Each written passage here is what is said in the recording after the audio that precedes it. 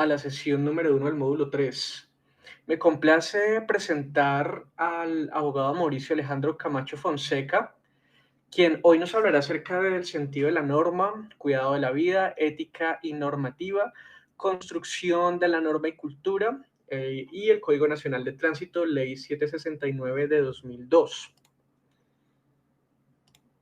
El abogado Mauricio Alejandro Camacho Fonseca es especialista en Derecho Público e Instituciones Jurídico-Políticas, director jurídico de la Secretaría de Tránsito y Transporte de Bogotá entre 1998 y 1999, miembro de la Comisión Redactora del Código Nacional de Tránsito entre 1999 y 2002, especialista legal del proyecto de investigación en transporte de la Facultad de Ingeniería de la Universidad Nacional de Colombia, sede de Bogotá, entre 2001 y 2022.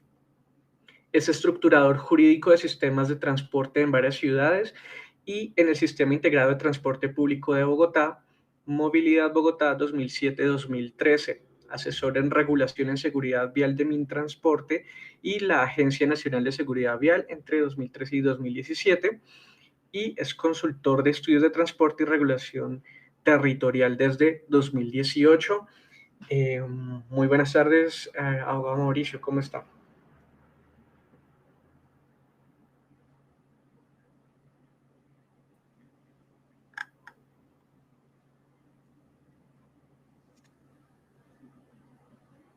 ¿Qué tal me escuchan? Lo escuchamos bien. Listo, entonces podríamos iniciar ya la presentación. Tenemos la presentación preparada. Pues el tema es extenso y quería decirles que tenemos alrededor de 50 láminas. De estas 50 láminas, lo que hacen es abordar la temática planteada en un entorno que al final yo denomino el Estado y la seguridad vial, que pues no puede por cuestiones de tiempo afrontar todos los enfoques ni mirar todas las aristas de lo que son las relaciones de intervención del Estado en el tránsito, en el transporte, en la movilidad y allí en la seguridad vial, pero digamos se centra en el fundamento de la existencia del Estado, de para qué sirve el Estado moderno, el Estado contemporáneo, el enfoque pues regulatorio, el enfoque constitucional de intervención en las actividades de los particulares en Colombia. A partir de allí, hace como una comparación. Pasemos a la lámina siguiente, que ahí estamos como escribiéndola. Entonces, dice cómo surge el Estado, después, algo así como un parangón, una analogía entre el desarrollo y la evolución técnica y la mirada estatal, que siempre va pues atrás. Es obvio que las reacciones estatales, por su formalidad, por la necesidad de implementación y reconocimiento, suceden a los avances de la técnica. Luego la forma en que el Estado se relaciona en Colombia con la seguridad vial y al final el sentido de construcción de la norma en el que podríamos mirar entonces lo que es digamos, el sentido ético de la normatividad, la apropiación y la construcción social y sobre todo la concreción de las finalidades del Estado. Entonces iniciemos con qué es el Estado. ¿Por qué aparece el Estado? Sí. Es como ustedes saben, el Estado moderno, en la forma en que lo conocemos, pues data del siglo XIV. Alrededor del siglo XIV empiezan a notarse algunos de los rasgos de lo que hoy conocemos como el Estado moderno. Se estaba superando la Edad Media. Realmente no había más que una clase que poseía digamos, las facultades, las propiedades, el ejercicio de poderes, y había otra clase que simplemente obedecía. Entonces, las alternativas sociales eran escasas. Se podía ser, pues, obviamente, miembro de la nobleza, eh, clérigo perteneciente a organizaciones religiosas o hacer parte de los ejércitos. Como ustedes saben, al principio la mayoría de las relaciones entre estados se desarrollaban a través de guerras. La idea de las relaciones comerciales, las relaciones diplomáticas y el entendimiento amigable entre las sociedades es una cuestión relativamente moderna. Los demás, quienes no encajaban dentro de esta, como de esta clasificación, pues eran simplemente plebeyos, esclavos, personas que no tenían mayor capacidad de ejercicio de derechos, pero los cambios sociales que suceden a la aparición de las ciudades, a la aparición de clases nuevas que empiezan a vender servicios de artesanos, de comerciantes, la aparición de banqueros y de una cantidad de actividades que estaban prohibidas esencialmente por las relaciones entre la Iglesia y el Estado, pero que empiezan a surgir y que empiezan a ofrecer un espectro de servicios y la necesidad de que en algún momento una institución pudiese mantener ese poder que se había limitado, digamos, a los esquemas originales, aristocracia, ejército, organizaciones clericales, la necesidad de la aparición de una figura que se derivara de esos poderes y que tuviera de todos un poquito y pudiera seguir interviniendo de manera más o menos eficiente en esa nueva conformación social que aparecía, llevó a lo que es el simiente, la semilla de las primeras formas de Estado. ¿En qué se basa esa aparición? Primero, en que llevamos hacia esta figura que surge el ejercicio judicial. ¿Por qué el ejercicio judicial? Los otros ejercicios que eran en los poderes que conocemos hoy, pues el ejercicio ejecutivo de mando de autoridad administrativa y el mando de autoridad congresional, ya estaban siendo ejercidos por quiénes, por figuras de la aristocracia, esencialmente por los reyes. Pero entonces, ¿qué se necesitaba? Se necesitaba que el poder concentrase además el ejercicio de la función judicial y que hubiese algo así como una unidad en torno a la figura de quienes inicialmente fueron reyes, no todos los estados, pero sí todos los estados modernos empezaron a presentar figuras más o menos mitigadas en el ejercicio de su poder, sobre todo con la aparición de los parlamentos o el Parlamento Inicial británico, que modera el ejercicio esencialmente de las facultades tributarias del Estado. Entonces, al principio uno lo que podía decir es, el Estado se encontraba dirigido en el Estado moderno, la génesis del Estado moderno, por un rey que generalmente concentraba el ejercicio de todo poder, incluso del poder judicial, designaba libremente y removía a los jueces, podía de hecho asumir la función judicial si a bien lo tenía, y al tiempo poseía, excepto en la excepción que les comento del Parlamento británico, una facultad tributaria omnímoda, es decir, podía decretar tributos en el momento en que lo considerara sin contrapeso alguno. El ejercicio de los cargos públicos no era, digamos, no tenía visos de democracia, ni de tecnocracia, ni siquiera de burocracia, entendida en el sentido pues beberiano de que la burocracia es el gobierno de aquellos que se preparan para administrar los asuntos del Estado, sino había una designación explicable también, o por lazos de familiaridad con la corona, o con la iglesia, o con los ejércitos, porque esos poderes sobrevivían simplemente ahora un tanto subordinados al soberano, sino que también existían en forma de relaciones de negocio esas designaciones. Los servidores públicos, y esa es una cuestión que se vio incluso en las colonias y se vio en la administración pública naciente de la corona española, los cargos públicos podían ser entregados algo así como en concesión, pagados o vendidos por la corona. ¿Cómo eran las reglas digamos, de la categoría individual de la persona? Entonces, no todo humano era considerado persona porque no todo humano tenía derechos, y si los tenía, no podía ejercerlos de una manera similar a como podían ser ejercidas o como podía ser ejercida por quienes se encontraban en la parte más alta de la pirámide social. Pasemos a la lámina siguiente. Como contraposición, como respuesta a esa forma de estado inicial, aparecen a partir de movimientos sociales lo que nosotros llamaríamos el Estado republicano. El Estado republicano, en la forma y en la concreción esencialmente francesa, ya había, digamos, una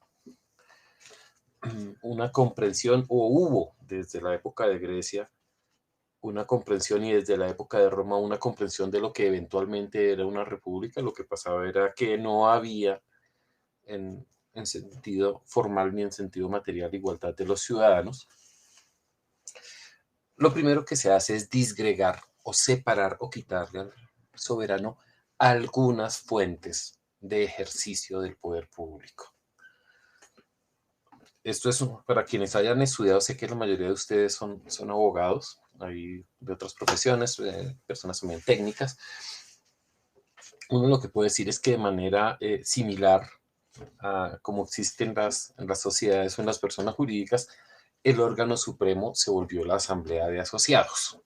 Y de allí el término de los asociados y el uso en el derecho que se ha extendido. La sociedad como tal es realmente un sistema de confluencia de voluntades en que el pueblo en general se convierte en la autoridad más alta y se vuelve la fuente de la autoridad.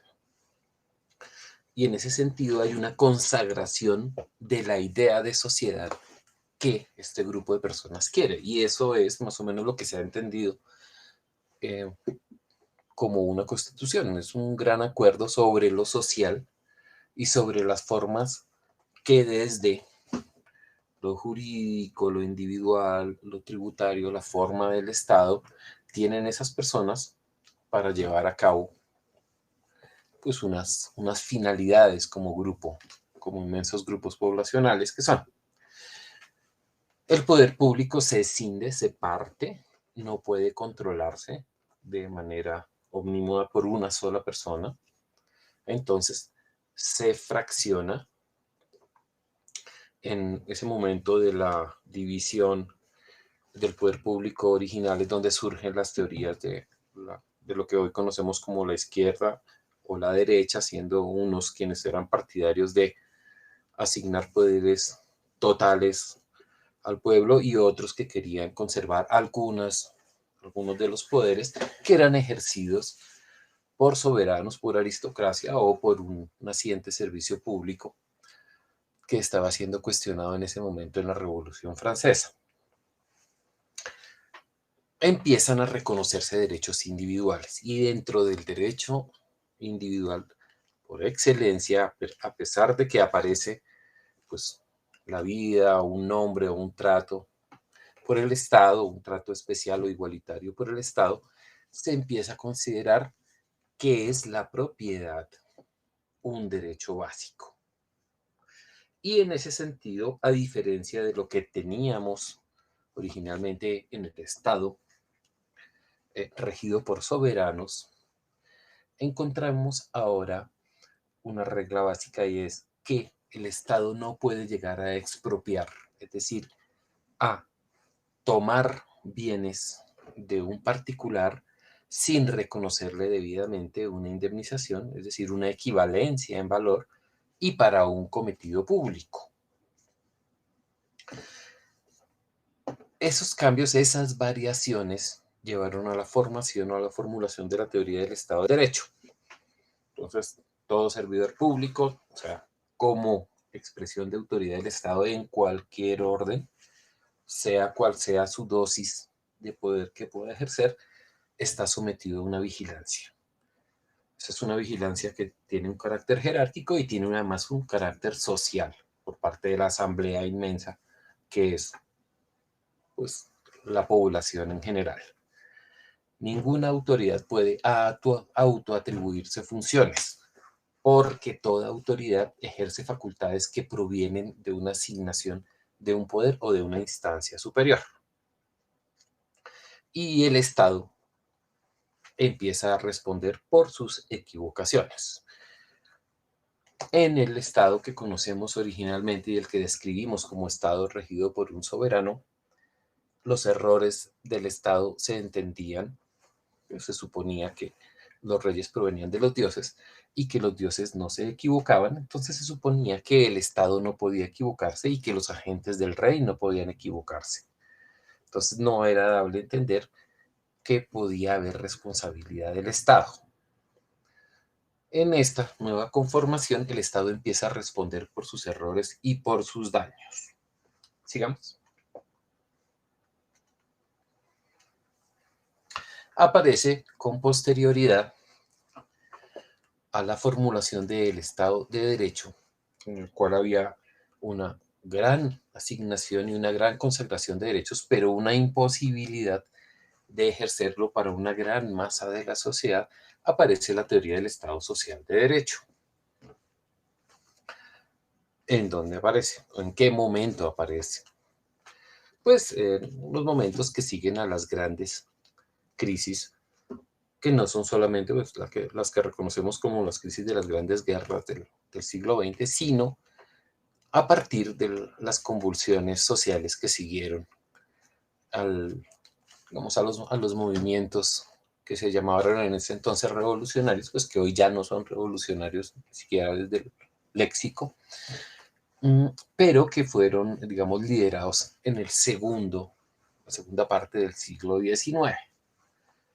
Entonces se nota, se percibe un problema complejo, y es que los derechos existen para todos, pero hay una gran cantidad de la población que no tiene capacidades para ejercerlos.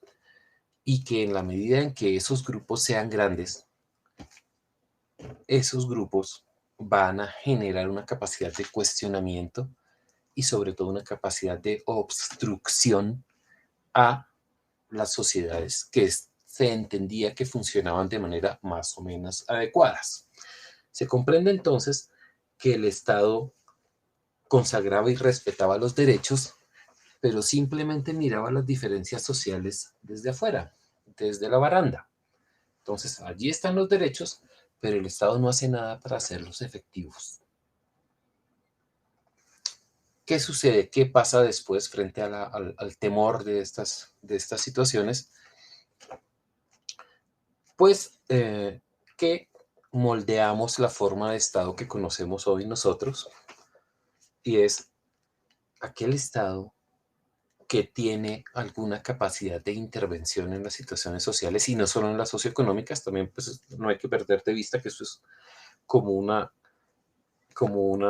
descripción esencial o básica o rápida de los cambios que nos llevaron al Estado que interviene hoy en la sociedad, el que conocemos en este momento, y que tarde o temprano empieza a entender que tiene un papel para hacer que las desigualdades sociales, que los desniveles terminen siendo menos abismales, que las diferencias sean, digámoslo así, llevaderas, y que haya un conjunto de derechos básicos que pueda ser garantizado a gran parte de la población. Las imágenes que aparecen acá son obviamente las de Marx arengando.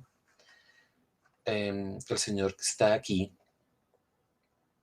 al que vemos con el casco así como chistoso de la punta, es Bismarck, que es realmente quien en la unificación de la nación alemana y con el fin de conjurar los problemas graves que aparecían con los surgimientos de movimientos socialistas, puros socialistas utópicos, comunistas, anarquistas, y obviamente con su contrapartida de derecha, que también las había en varias cantidades y en varias tendencias, decide iniciar una serie de reformas sociales que llevan, por ejemplo, a responder frente a las grandes inquietudes que habían manifestado pues quienes seguían a Marx. Era que las personas nacían, eran explotadas y se morían.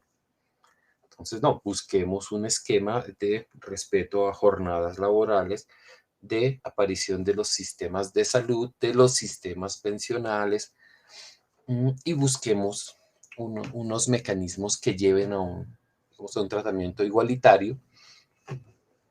Y el otro señor que está aquí abajo a la derecha es John Maynard Keynes, que tras la guerra de la Gran Guerra, porque no se sabía que iba a haber una segunda, plantea la intervención del Estado, no limitándose, no ciñéndose solamente a eso, pero sí planteando la necesidad de que el Estado sea motor de la economía y que el Estado pueda llegar a dar efectivamente subsidios, no necesariamente para regalar dinero, sino para mantener un grado de consumo que a su vez genera algo de impuestos, etcétera, y mantiene viva la economía mientras aparecen otra vez las condiciones que permitan su crecimiento.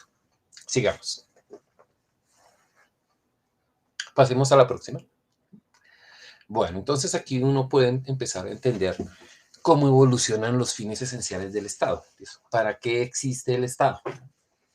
Entonces, al mirar digamos, los elementos de lo que uno llama el Estado moderno, una población, un territorio y una autoridad, empieza a mirar cómo la función de protección de territorio varía, siendo inicialmente una función de defensa y expansión. Como les dije, las relaciones entre países al principio eran relaciones militares, bélicas. Luego aparece la noción de la soberanía que se impone cuando se unifican los feudos, cuando un solo rey toma una gran jurisdicción de un país y lo identifica. Luego pasa a la noción de soberanía pactada, en la cual nos entendemos todos como parte de una nación, hasta que llegamos al actual, y es que entendemos que somos colombianos o que somos de una nacionalidad determinada porque ese Estado nos resuelve, nos facilita, nos brinda algún tipo de servicio, y la soberanía deja de ser una cuestión puramente simbólica de banderas, de colores, himnos y esas cosas, y se vuelve una presencia ¿de qué? Del Estado a través de servicios para la comunidad.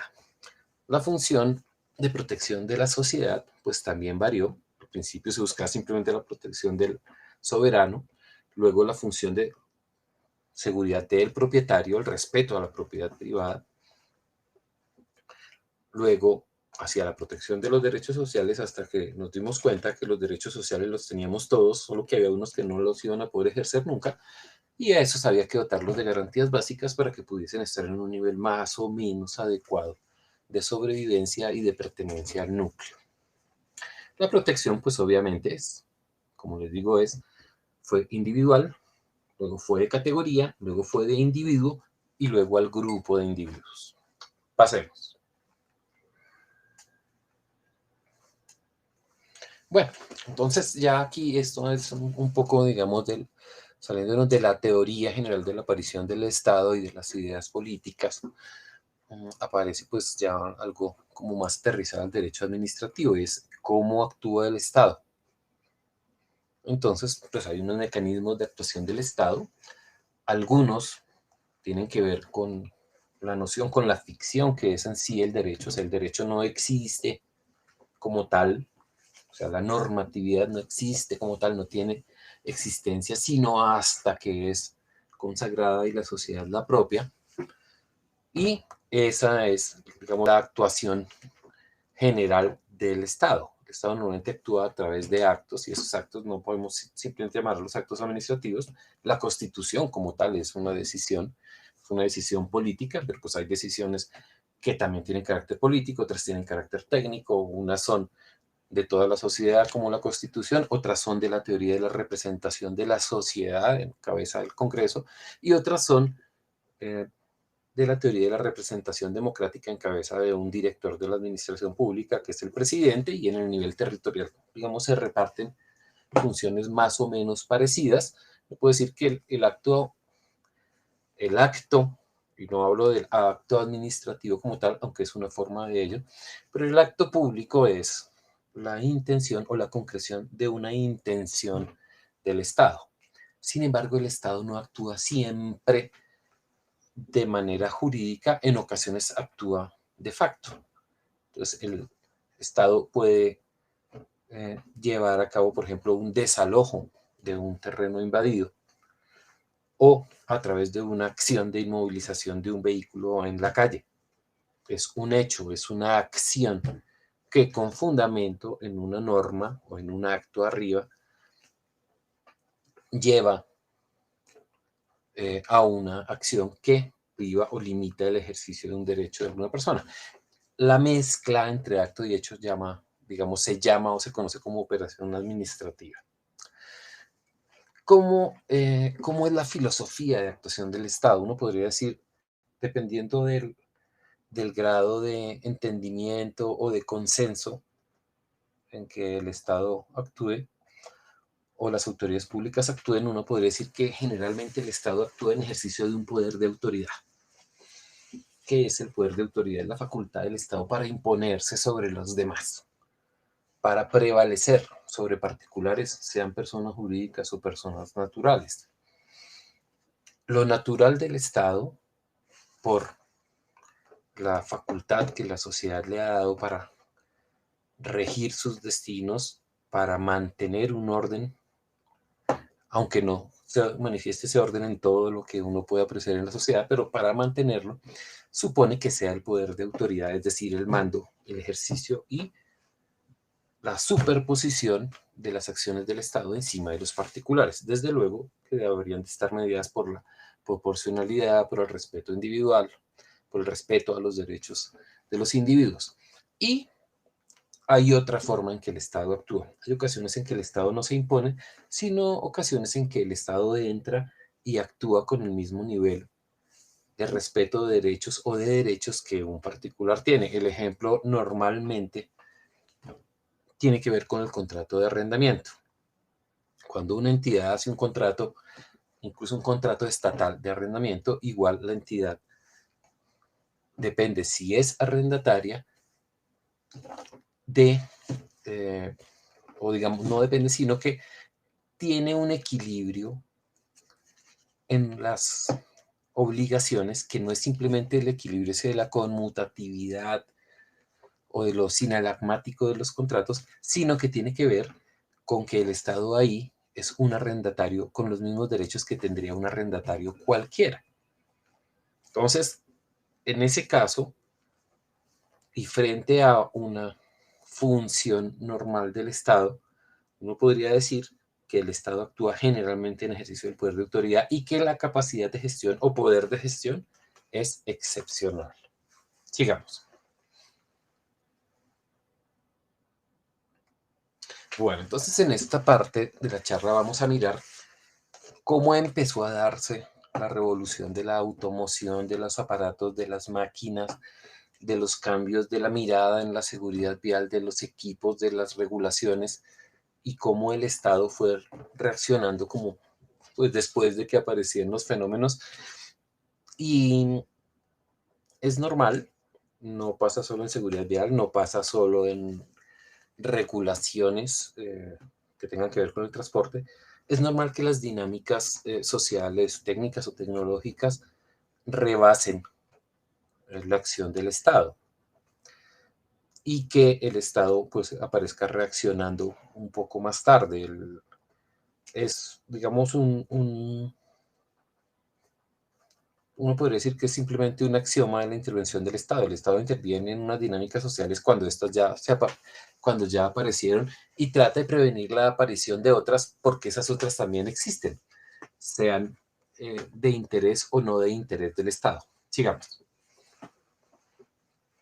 Bueno, como ustedes saben, pues la invención de la rueda llevó a la invención de los carros, de la impulsión humana, de la tracción animal, pero la máquina como tal y lo que es la posibilidad de la automoción que conocemos hoy, pues es un poco hija de la invención de la máquina de vapor que tiene lugar en el siglo XVIII, porque a partir de la máquina de vapor aparece la primera gran forma de automoción del mundo, que no fue el automóvil, sino que fue el tren.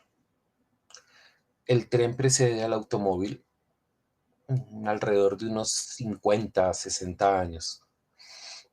Y luego aparece el automóvil a gasolina, pues hubo obviamente automóviles de vapor, luego automóviles a gasolina, hubo automóviles eléctricos, pero fueron desechados. Bueno, los automóviles eléctricos o la automoción de vehículos eléctricos no es tan completamente nueva y revolucionaria porque hubo vehículos eléctricos al principio, solo que la imposibilidad de desarrollar las baterías y sobre todo lo costoso lo costosa que resultaba la energía eléctrica entonces, pues hizo que la gente se decantará y las fábricas se decantaran por la gran producción fabril hacia los vehículos de combustión interna.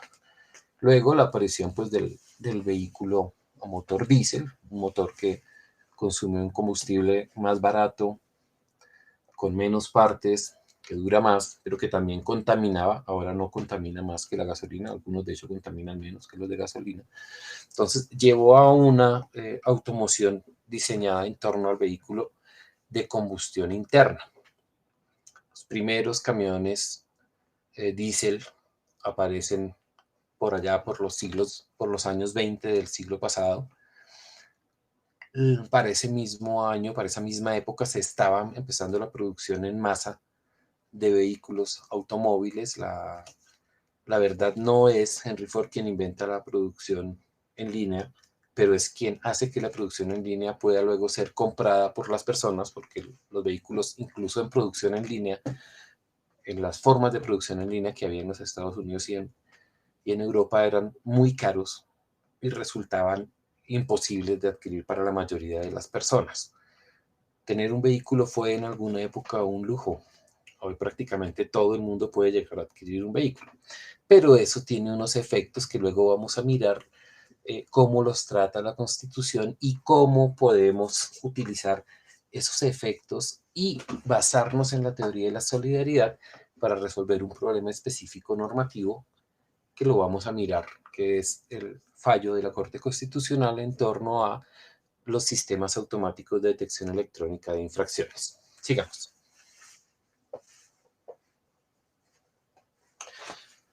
Al surgir los vehículos, surge el tránsito. El primer automóvil es patentado en 1886. 7 años después aparece la primera muerte, el primer fallecimiento por vehículos a motor. Los primeros accidentes, sin embargo, de vehículos en general datan de la época romana, pero pues en vehículos a motor es al final del siglo XIX. Luego, por colisión entre vehículos, 2 años más tarde, para 1901, o sea, los albores del siglo XX, ya había producción en serie, y 7 años después ya había la producción masiva. Solo en 1914 aparece el primer semáforo y aparece luego como un desarrollo industrial lo que llamamos la producción articulada de automóviles. ¿Qué es la producción articulada de automóviles? Es la que nosotros conocemos actualmente, en la cual hay una serie de fábricas que producen partes que se llevan en un ejercicio y en un movimiento logístico, se juntan en unas líneas específicas y se busca una producción muy rápida, en que la producción en línea de inicios del siglo XX pues ya parecía ser atrasada. ¿Por qué? Porque se arman conjuntos, sistemas, componentes, elementos, de manera que al final se haga únicamente un armado y que esos armados sean como son ahora, menor número, el menor número posible de líneas, y que de una misma línea o de una misma plataforma se puedan sacar 3, 4, 5 vehículos, que es como trabajan, pues, como trabaja la producción automotriz hoy en día. Sigamos. Ese tránsito, les digo, como ustedes pueden ver, son evoluciones que empezando del siglo XX, pero las dotaciones de seguridad vial que llegaran a provenir de una preocupación real de los fabricantes en torno a los efectos de las colisiones y del riesgo de colisión o de otras formas de siniestros, volcamientos, colisiones contra objetos fijos, colisiones entre vehículos, atropellamientos, etcétera, solo aparecen en la segunda parte del siglo XX. Entonces, el primer automóvil con cinturón de seguridad de 3 puntos aparece aquí abajo a la izquierda, es un vehículo Volvo.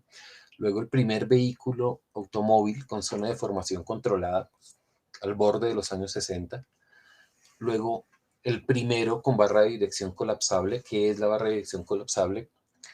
Los vehículos antes tenían una única barra de dirección que unía el timón directamente con la caja de dirección. Y como era una barra larga y una sola pieza, al haber colisiones frontales, esa barra digamos, los golpes contra la barra, las colisiones frontales con otros vehículos o contra objetos fijos, esa barra terminaba incrustándose o golpeando al conductor. Entonces aparece la barra colapsable, que es esencialmente varias barritas separadas por articulaciones en las cuales si hay un golpe fuerte, pues simplemente se rompen las articulaciones y el movimiento no es trasladado hacia el timón. Luego, la aparición del primer vehículo equipado con sistema antibloqueo de frenos, los airbags regulados electrónicamente y el sistema de control de estabilidad son todas, digamos, manifestaciones de la evolución de la técnica, esencialmente manifestaciones de la técnica europea, pues como les dije, el primer caso es un vehículo Volvo, primero con cinturón de seguridad de 3 puntos como norma en todos los vehículos, pero de resto normalmente ha sido la berlina de la clase S de Mercedes-Benz, que pues, digamos, manifiesta el liderazgo de quien fue el inventor del automóvil. Sigamos. Mientras que todo eso había pasado, realmente en el campo de la regulación y de las reacciones estatales al problema de la seguridad y de la circulación, no se había avanzado tanto. Entonces, los primeros manuales de señales aparecen en 1909, pero no había prácticamente tráfico entre países. En España aparece el primer reglamento de tráfico en 1934, que eso coincide, creo que para esa época se había dado, creo que era el momento de la República Española que precedió a la Guerra Civil. Alfonso XIII se había ido hacía como un año o algo así, el que era el rey había abandonado el país y había una preocupación por tratar de darle a España algo así como un nivel similar, sobre todo al de Francia que le queda al lado, donde ya habían aparecido algunos reglamentos de circulación y hubo pues un liderazgo en aspectos técnicos que no ha sido solo alemán, pero también ha sido francés, y había una búsqueda española de tener un reglamento de circulación que uno podría llamar hoy un código de tránsito. La Convención de Viena sobre la circulación de vehículos y la posibilidad de que personas condujeran con una licencia en varios países aparece casi en el año 70. Entonces, si uno se pone a mirar para atrás, realmente lo que empieza es a notar que el mundo de la automoción se desarrolló solo. Se desarrolló solo y el Estado empezaba a meter la cucharada de cuando en cuando y de a poquito, y cuando ya intervenía en algo, había algo que estaba más adelante y que tenía que volverse a ver. De nuevo, las reacciones de Estado en materia de seguridad vial en cuanto a equipamiento de vehículos, pues están aquí anotadas y nosotros podemos encontrarlas. Aquí tenemos 4, 6, 9. Nosotros estamos realmente apenas en la tercera. ¿Sí? Colombia no exige más allá de la tercera. ¿Sí?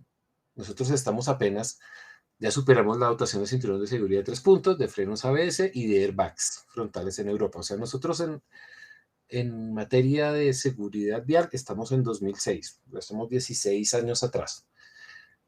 Todo esto que aparece desde el cuarto renglón hacia abajo, eso no se exige aún. Entonces, la dotación de los sistemas de control de estabilidad, que lo que buscan es evitar la pérdida de control del vehículo a partir de unos sensores que se usan y que esencialmente lo que hacen es tomar información de los sensores de los frenos ABS y hacer unos ejercicios electrónicos allí. La dotación del dispositivo ISOFIX para sillas infantiles, la obligación de alerta al cinturón de seguridad que no está puesto, que no está conectado, la llamada de emergencia, es decir, cuando hay unos movimientos bruscos o unas desaceleraciones fuertes del vehículo o un golpe físico y la persona ocupante o los ocupantes pueden no estar en capacidad física de llamar, y que haya pues obviamente un sistema automático que haga esa llamada al servicio de emergencia. La dotación del nivel de presión de las llantas, que nosotros, digamos, en la jerga técnica, las llantas no se llaman llantas, sino se llaman neumáticos, ¿sí? Pero, digamos, aquí nosotros las llamamos llantas, pero es el nivel de presión del aire de los neumáticos y la obligación de alerta de colisión frontal, es decir, del riesgo de aproximarse hacia un vehículo, que son cosas que tienen algunos vehículos muy desarrollados hoy, pero que ya en Europa son una regla. Entonces, nosotros estamos presenciando un avance de la técnica y estamos reaccionando como Estado, o algunos estados despacio y otros más despacio.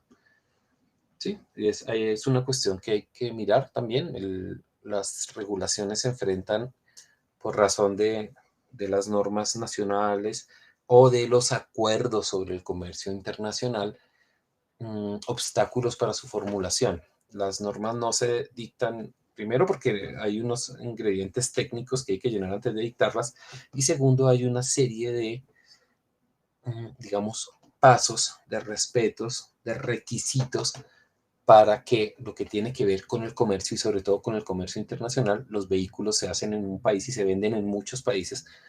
Esas limitaciones a ese comercio requieren demasiadas, muchísimas, un número de pronto más allá de lo que sería sensato, verificaciones, y en ocasiones las limitaciones o las exigencias no pueden hacerlas, no pueden hacerse. Aquí veo que alguien me dice que no están, muchos vehículos importados cuentan con todos estos sistemas. Sí, lo que sucede es que si uno lo mirase frente al total de vehículos que se matriculan, nosotros estamos matriculando vehículos que no se podrían vender, por ejemplo, en Europa hace 16 años, y que algunos los recibimos. Y que obviamente, pues, digamos, la forma en que funcionan las grandes automotrices, dicen, estos vehículos de aquí van para este mercado, donde es un poquito más exigente va a otro, y donde es muy exigente, pues tenemos otra especificación. Sigamos, pasemos a la siguiente lámina. Bueno, entonces miremos ya la regulación nuestra de seguridad vial. El primer reglamento de tráfico nacional es de 1970. ¿Por qué? Porque antes de eso teníamos una cantidad de reglamentos en normas sueltas, y hubo incluso épocas en que había reglamentos zonales o regionales o territoriales. Yo guardo por allí un pequeño código que no podría llamarse código, no era nacional, pero podríamos llamarlo un reglamento de circulación de 1945 de Bogotá. La exigencia de cinturón de seguridad aparece en 1990. Por ejemplo, la primera exigencia de equipamiento obligatorio de servicio público, que es el de las dobles ventanas de salida y emergencia, aparece en 1994. Las reglas de homologación de vehículos se cambian en 1995. No es que no existieran. Lo que sucediera era que la homologación se volvía un proceso para el cual el Estado no estaba preparado, porque no tenía cómo comprobar las condiciones de fabricación de los vehículos. Entonces, en 1995, como parte del proceso del presidente Samper de reducir los trámites, lo que se hizo es simplemente homologuemos que todo. Y la homologación se volvió un procedimiento en el cual un fabricante dice que su vehículo cumple, aparece como una declaración o demuestra que lo cumple en otro país, se anota y se compara contra unas normas internas, unas exigencias formales, y se otorga homologación. El cinturón de seguridad, que era ya, digamos, obligatorio desde 1990, aparece teniendo una reglamentación solo en 1997.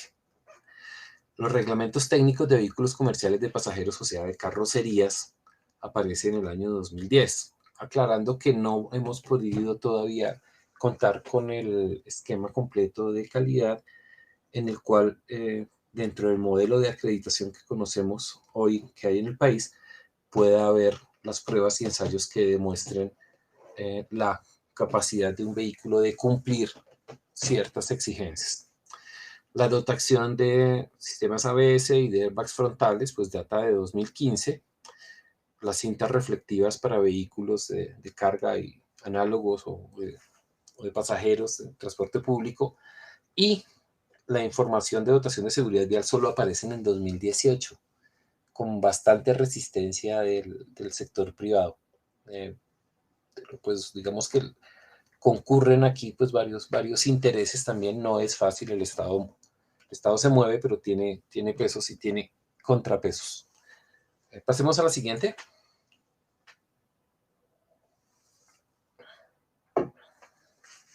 Aquí me dice alguien que la exigencia de cinturón comenzó en el año 95. Realmente aparece en el 1809-1990 y se sanciona en 1900. Creo que la Corte Constitucional hace un pronunciamiento que dice que se aplica a todos los vehículos y no solo a los que estén fabricados desde esa fecha. Creo que es así el sentido de la norma. Y alguien me dice que de cuándo es si por favor pueden tomar nota de cuándo es la primera regulación. Yo tengo por allí la primera regulación de señalización anotada y les podría responder eso en la próxima sesión. Bueno, ahora, ya sabiendo qué tienen los estados, entonces vamos a mirar más o menos los organismos de tránsito, que son aquellos componentes estatales destinados a una intervención desde lo territorial en vía en relación con el comportamiento de quienes toman parte en la movilidad. Pues vamos a mirar cuál es la estructura institucional. Lo primero, hay en el país, sobre todo en países como este, que es un país unitario, hay en este país pues una serie de funciones que cumplen las autoridades nacionales y otras que cumplen las autoridades territoriales. ¿Sí? El registro de vehículos es una función de la nación que puede hacerse en los entes territoriales por asignación directa de la ley a los organismos de tránsito. Pero eso es un espectro de funciones administrativas. Como es también administrativa y del aspecto administrativo sancionatorio, los procesos contravencionales de tránsito y los procesos sancionatorios de transporte. Sin embargo, ha sido usual que en muchos organismos de tránsito y muchas autoridades de tránsito se hayan enfocado exclusivamente en las funciones administrativas y en las sancionatorias. Es decir, encontramos una gran parte del personal o del esfuerzo institucional dedicado a la gestión notarial, matrículas, traspasos, expedición de licencias de conducción, recategorizaciones, etc. Y lo que es la génesis de la intervención, lo que fue la preocupación del Estado originalmente para la intervención en el tránsito, no se ha considerado de la misma forma. Entonces podemos encontrar secretarías de tránsito u organismos de tránsito de cualquier forma, sea central, descentralizado, con, digamos, las posibilidades de conformación institucional que se escojan, las que ellas sean, en que el ejercicio de las funciones de planeación, dirección, control y vigilancia, policía judicial y del transporte como tal no se ejercen o se ejercen de manera marginal. Podemos encontrar organismos que he mirado en estudios que se han hecho, en que he intervenido yo. Aquí alguien me dice que la estructura del organigrama no es legible. No se preocupe, es que se pone simplemente como una referencia porque digamos, lo voy a hablar yo Y es lo siguiente, exactamente para allá iba. Encontramos una concentración de personal y de funciones en cuestiones no misionales. O sea, el Estado interviene en la movilidad o en el tránsito, en el transporte y los demás elementos que componen la movilidad con el propósito de proteger derechos, el derecho a la vida, al medio ambiente, a la propiedad, porque también hay daños a la propiedad que tienen lugar pues, por los siniestros de tránsito, e interviene en el transporte como servicio público que supone el tránsito también de cierto tipo de vehículos. Esas funciones no corresponden a exactamente la estructura institucional de los organismos de tránsito. Entonces les voy a hablar aquí de lo que es la estructura de la Secretaría de Movilidad Distrital de Movilidad. Lo que pasa es que esto es un proceso largo, de pronto uno lo vea hoy y diga, pues es muy fácil para Bogotá hoy, pero este proceso empezó en 1997. En 1997 alguien dijo, venga, nosotros solo hacemos trámites y ponemos multa, pero nosotros sí hacemos señalización, sí hacemos demarcación, hacemos estudios, gestionamos el tráfico, regulamos el transporte público. No, realmente dedicamos la mayor parte de nuestro esfuerzo a ejercer funciones administrativas. Entonces, se separa esas, digamos, esas funciones y lo que se hace es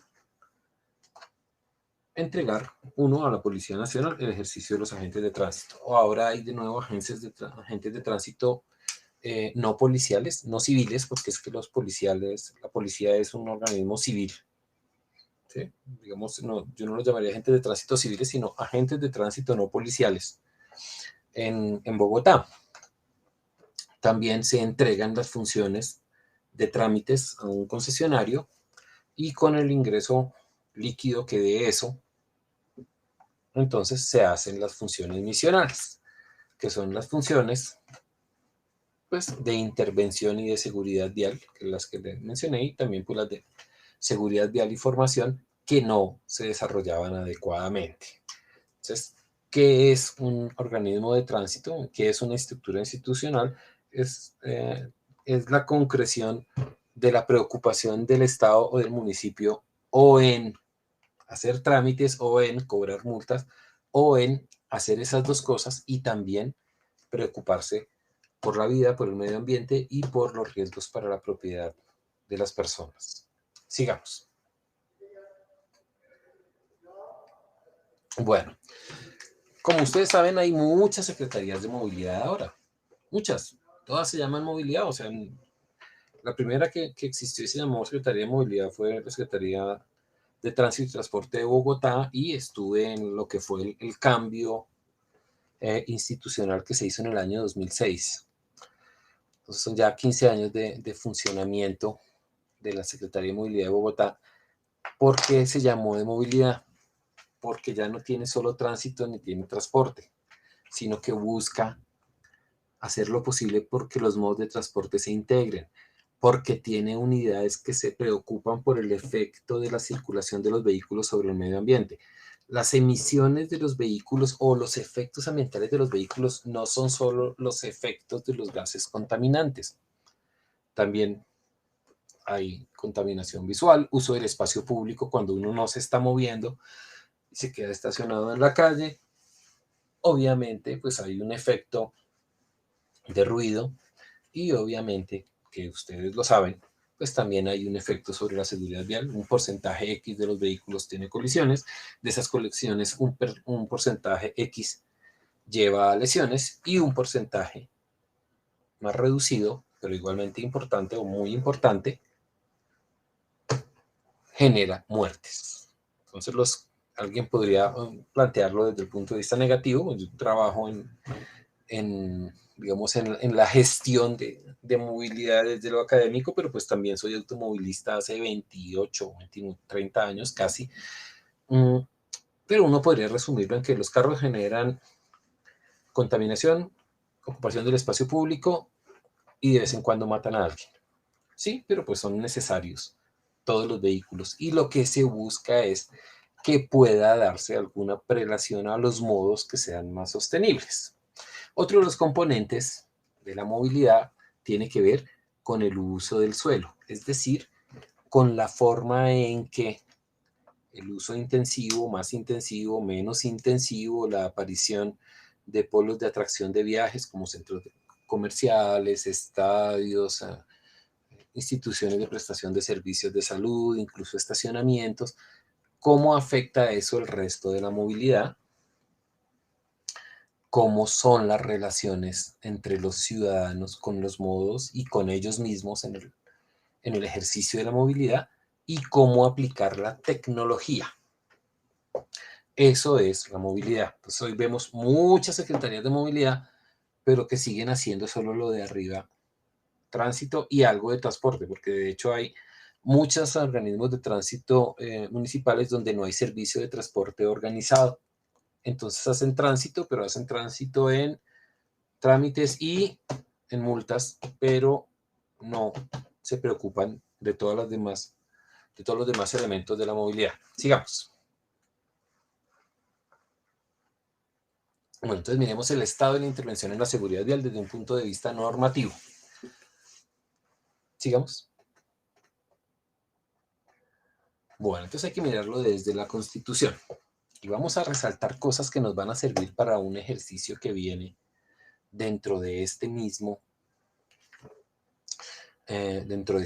sesión, y es, tenemos que buscar elementos constitucionales para que podamos escribir unas relaciones de movilidad en las que superemos o con las cuales pueda superarse en el futuro de alguna forma, pues primero en las ciudades y luego expandirnos hacia la parte rural, que podamos superar las costumbres riesgosas para la seguridad vial y buscar mecanismos de control efectivos y que reúnan los elementos sancionatorios necesarios y aleccionadores. Entonces, pues en la definición, en lo que llamaríamos las disposiciones iniciales, o sea, en la descripción de cómo se ve Colombia desde el punto de vista jurídico, pues miramos los primeros artículos de la Constitución. Y hay una cuestión que nos parece que tenemos que resaltar ahora es la solidaridad de las personas que la integran y la prevalencia del interés general. La solidaridad de las personas es base, por ejemplo, de una cuestión muy de moda en estos días y es la obligación tributaria. ¿Sí? La solidaridad implica, y dependiendo de los ejercicios que se hagan y del enfoque que uno tenga sobre el papel del Estado o las ideas políticas que uno tenga, la solidaridad implica la necesidad de ayudar a otro en la medida en que uno pueda hacerlo. La solidaridad implica también la necesidad de asumir las cargas negativas de las actividades que uno hace, es decir, las externalidades. Esas externalidades, como ruido, como contaminación, como riesgo de seguridad vial, han dado lugar a un tipo de tributo que se llama la contribución parafiscal. Uno de cuyos desarrollos es, por ejemplo, la tasa de congestión. Eso genéricamente son conocidos por las personas que estudian la hacienda pública como impuestos piguvianos. El señor Pigou era un señor, creo que tal vez francés o belga, que planteó que la contaminación debía pagar. ¿Cómo así que debe pagarse algo que está mal hecho? Sí, es que no puedo decirle a una empresa que deje de contaminar porque está generando empleo, pero si contamina, entonces debería devolverme a mí como Estado lo que yo como Estado gasto en la atención en salud de las personas que se enferman por el humo que esta gente está lanzando a la atmósfera. Esa es más o menos la teoría de las contribuciones fiscales y que puede ser un elemento importante para hacer nuestro ejercicio de la sentencia 38 de 2020. Vemos fines esenciales del Estado de Derecho, es garantizar la efectividad de los principios, derechos y deberes, es decir, no basta con la consagración, el Estado tiene que hacer algo para que los principios, derechos y deberes se concreten, para que sean efectivos, no solo mirarlos. Obviamente la protección en la vida, en los bienes y en los derechos de las personas es digamos, una función, un propósito constitucional, un propósito social,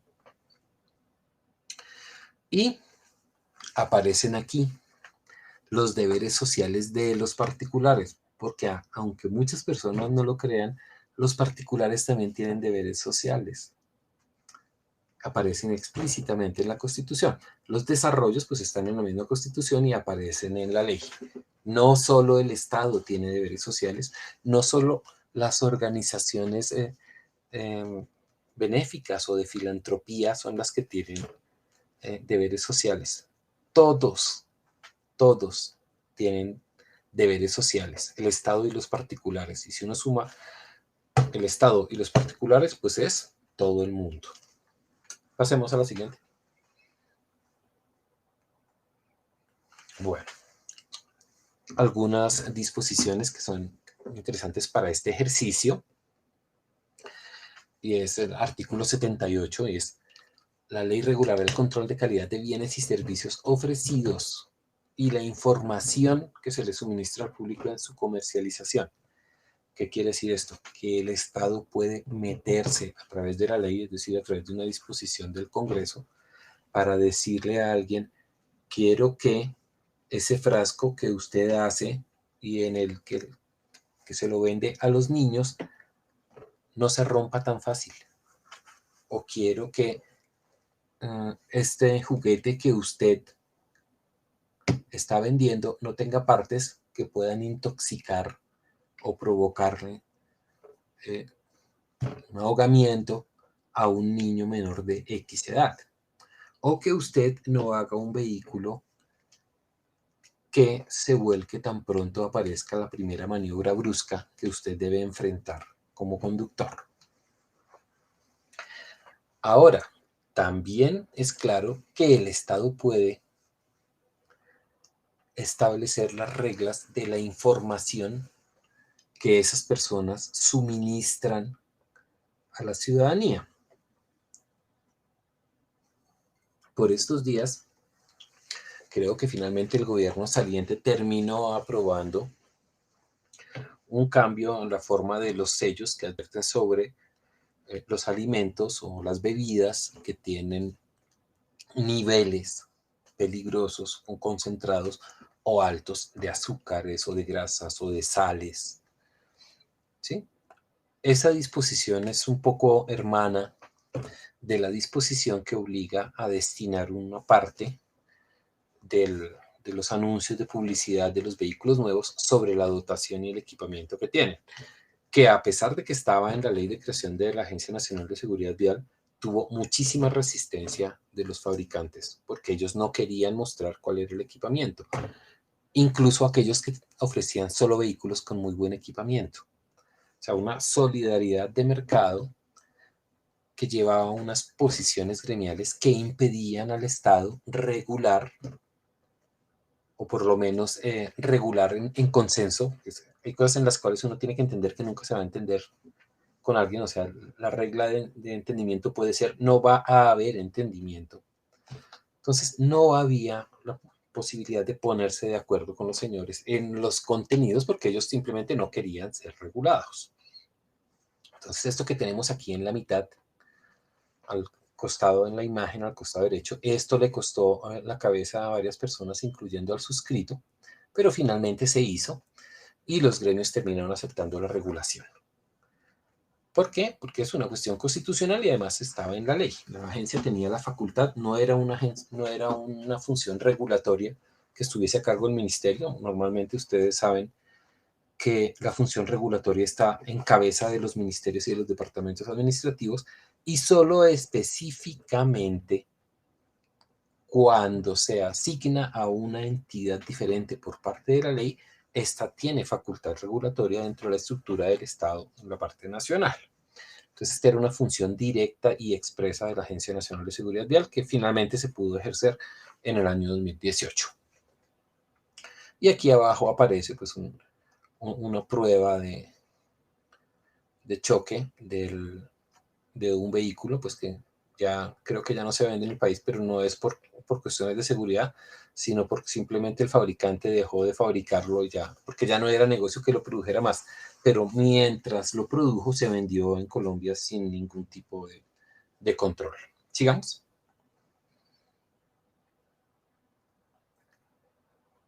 Pasemos a la siguiente. Bueno. El artículo 209 nos dice cómo se desarrolla la función administrativa, pero, sobre todo, resalto la eficacia, la economía y la celeridad. ¿Qué es la eficacia? La eficacia tiene que ver con que la intervención del Estado produzca cambios ciertos, controle los comportamientos peligrosos. ¿A través de qué? Pues de las facultades diversas que tiene. Que lo haga con la menor cantidad de medios posibles y sobre todo que lo haga rápido. Esas son reglas, son más obviamente, pues están los mecanismos también, pero tienen categoría constitucional. Sigamos.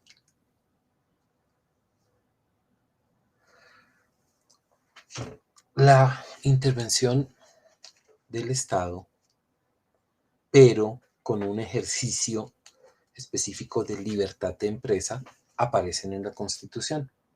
Entonces, cualquier persona puede irrumpir en la actividad económica de manera libre, pues dentro de los límites del bien común, y solo el Congreso puede exigir permisos y requisitos para el ejercicio de esas actividades.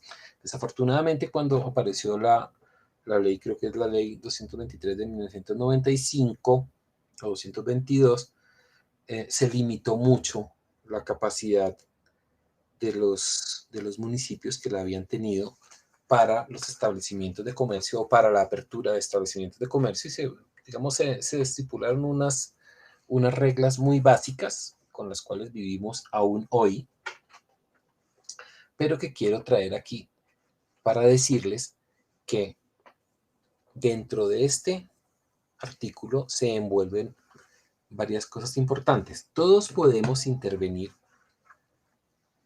como agentes económicos particulares. Solo la ley puede limitarnos en el ejercicio de eso. ¿Sí? Ahora, esa libre competencia supone responsabilidades. Y sobre todo, la empresa, y no dice solo las empresas muy grandes, ni solo las empresas que quieran, tiene una función social que implica obligaciones. Es probable que alguien pudiese decir hoy, sobre todo bajo pues, el enfoque político de nuestro gobierno actual, que toda empresa debería, obviamente, categorizándola, debería tener un programa de responsabilidad social, porque hay una función social que implica obligaciones y que tiene carácter constitucional y que no se ha exigido. La mayoría de programas de responsabilidad social de las empresas son, 1, voluntarios, y 2, no cumplen mayor grado, digamos, no llevan a mayor grado de bienestar social, sino en algunos casos específicos. Entonces, probablemente esos ejercicios de las empresas que lo han hecho debieran ser los modelos para las demás. No puede ser una regla uniforme, pero es muy probable que dentro de esa órbita uno pudiese exigir responsabilidades más grandes en seguridad vial, por ejemplo, de los fabricantes y comercializadores de vehículos. Siguiente. Bueno. No, creo que sí, pasemos a la otra.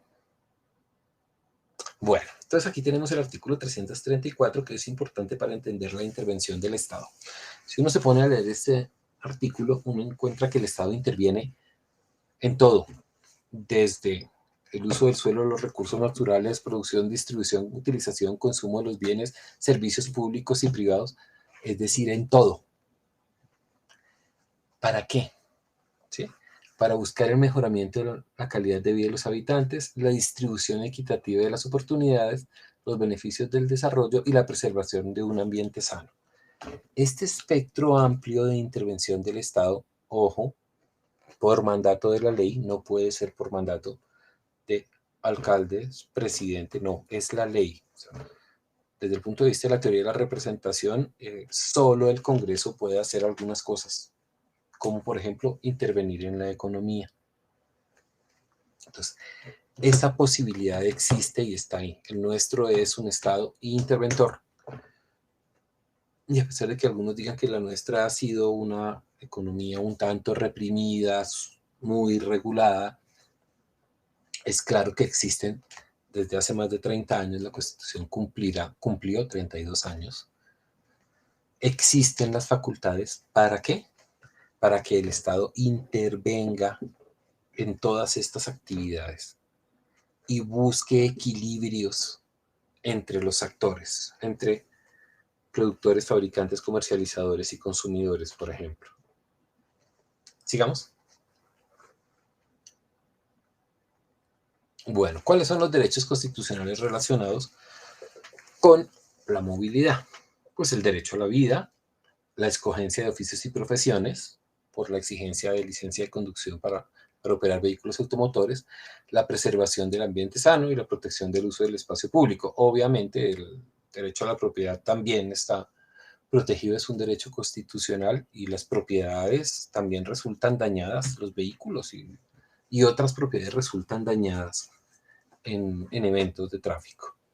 Normalmente no uso el término accidentes de tránsito. Las personas que trabajamos en seguridad vial o que hemos trabajado en seguridad vial recientemente estamos hablando de eventos, de hechos de tránsito o de siniestros, porque a diferencia del enfoque del derecho penal, para el cual toda lesión o toda muerte es accidental en el tránsito o se presume accidental a menos que se demuestre dolosa, a diferencia de ese enfoque del derecho penal, las personas que hemos teorizado algo sobre seguridad vial en algún momento, creemos que los siniestros, las colisiones generalmente provienen de un hecho que podría ser previsible y que podía ser representado por las personas y que por lo tanto no son accidentales en lo que es la teoría pura de la culpa. Bueno, hay sentencias que orientan la intervención, por ejemplo, la sentencia 468 de 2011, una sentencia de constitucionalidad, pues a alguien se le ocurrió que saber leer y escribir no debía ser un requisito para obtener licencia de conducción. Entonces, el que no sabe leer y escribir, pues no va a entender el código. Si lo leen y no entienden, pues menos si no lo leen. Pero bueno, ¿qué hace más allá de la interpretación mía sobre las personas que leen pero no les queda o no interpretan? La Corte Constitucional hizo unas precisiones importantes. Primero, que conducir no es un derecho. El derecho es a circular, no a conducir. Ojo.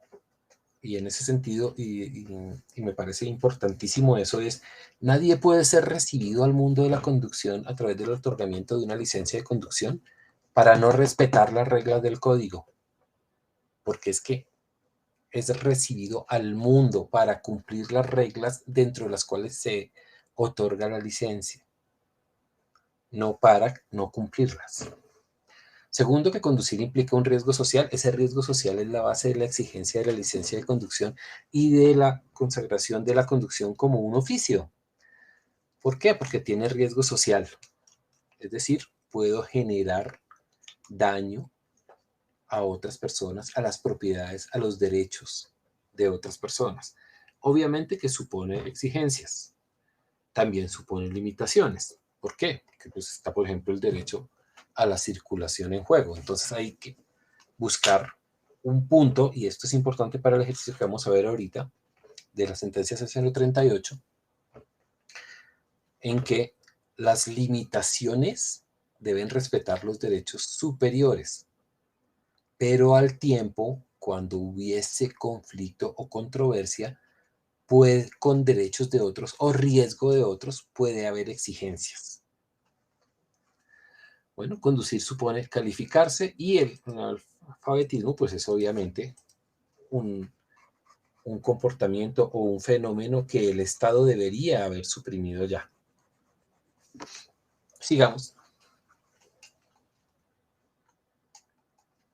Bueno, entonces los desarrollos legales en tránsito, tenemos la ley 769, esto está como medio enfocado al tema vehicular, y es que hay unas normas, el artículo 27 del código plantea que todos los vehículos deben someterse a unas normas específicas, ¿sí?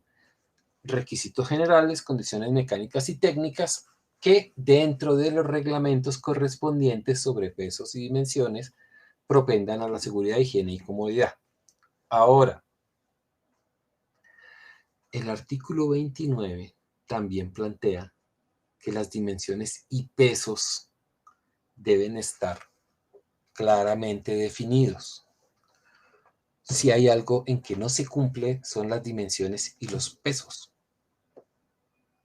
La mayoría de camiones del país, me refiero a los camiones de 2 y 3 ejes, tienen una ficha técnica que fija un largo de carrocería o un largo de conjunto, pero los fabricantes los entregan más grandes para que el transportador transporte más. Eso lleva más peso y entonces se incumple la teoría del peso.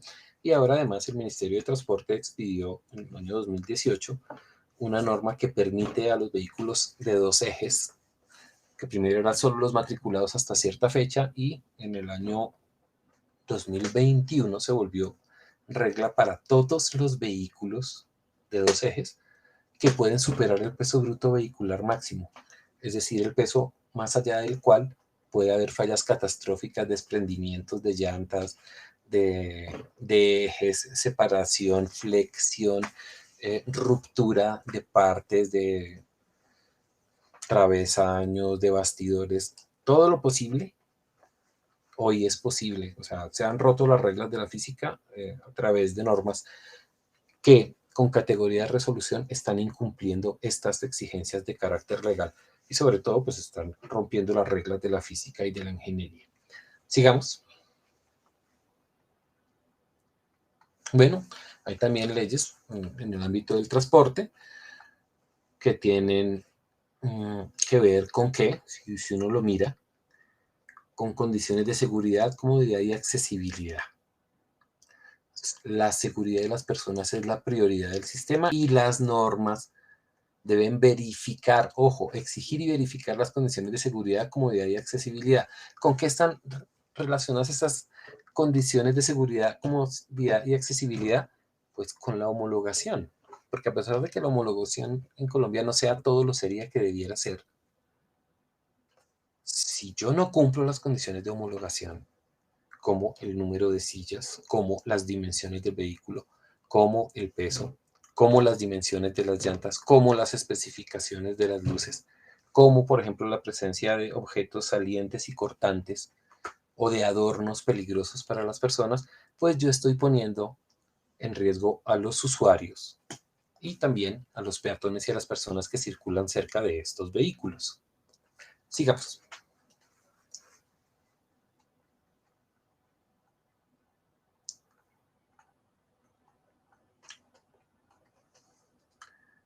¿Listo? Sigamos a la otra. Bueno, entonces, como vamos a tener aquí como un pequeño enfoque en la regulación de vehículos, entonces miramos acá que, de acuerdo con un referente también legal, ¿sí? Y que tiene que ver con las normas específicas de transporte, dice, los equipos destinados al servicio público de transporte en cualquier modo deberán cumplir con condiciones de peso, dimensiones, capacidad, comodidad, control gráfico, bueno, control que sea de velocidad, contaminación y otras especificaciones técnicas. El gobierno a través establecerá normas y desarrollará programas que tiendan a la realización de controles de calidad sobre las partes, es decir, la posibilidad de realizar pruebas y ensayos, verificar procedencias, verificar el uso, por ejemplo, en transporte público. Bueno, hay varios tipos de repuestos, ¿sí? Las partes, hay varios tipos de partes de vehículos. Entonces hay partes originales que son las que vienen montadas en el vehículo y que en algún momento pueden llegar a alcanzar su vida útil. Pero hay dentro de esas partes unas que tienen una categoría, ¿sí?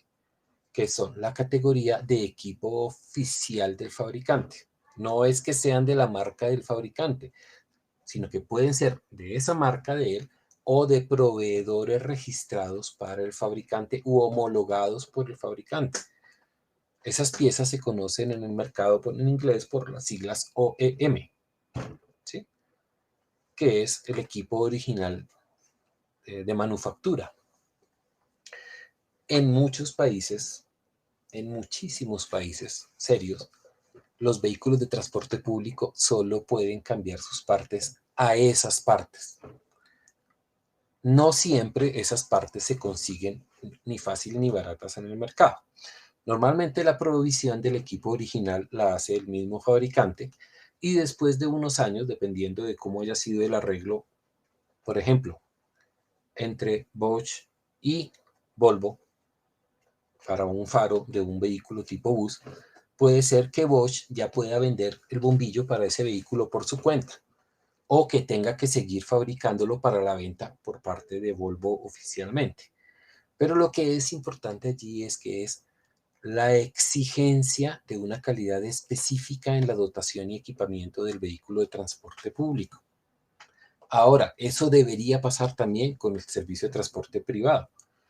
Es decir, por ejemplo, con el que tienen los colegios o las instituciones educativas, los que hacen transporte de estudiantes, transporte de asalariados o los que mueven sus propias mercancías. Sigamos.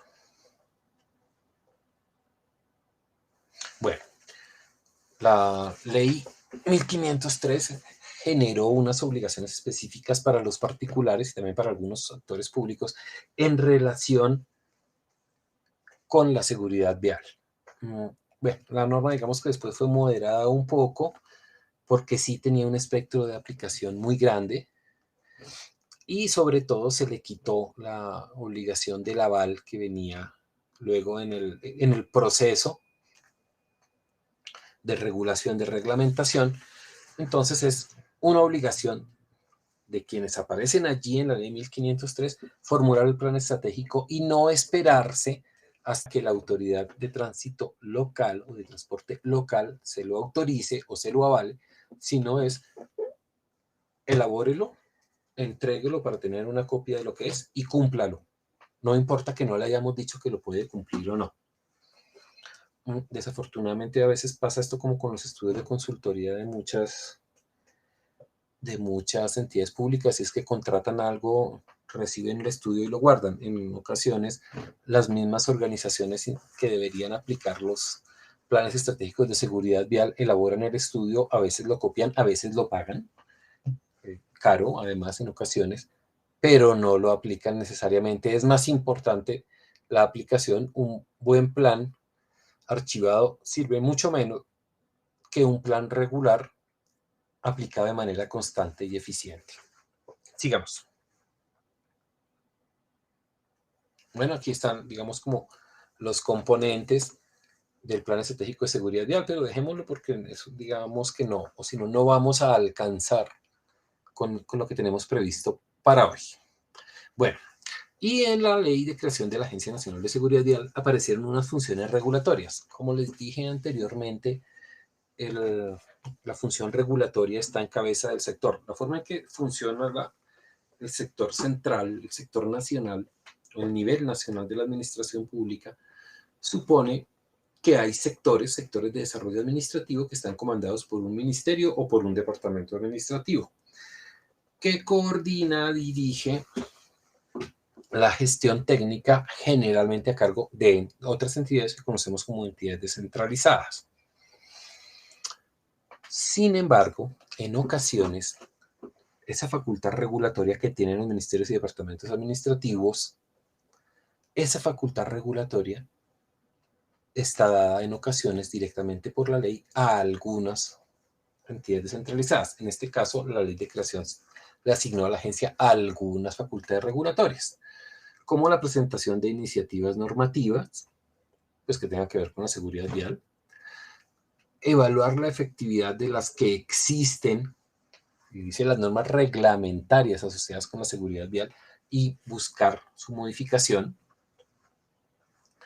Y ojo, si son de orden legal, las propondrá el Ministerio de Transporte para que se presenten a consideración del Congreso de la República. No sé qué tantas se han hecho ahora, sin embargo, digamos, la agencia tiene la facultad para promover junto con el Ministerio una propuesta de reforma al Código Nacional de Tránsito, definir el manual de las barreras de elementos de protección para las vías del país.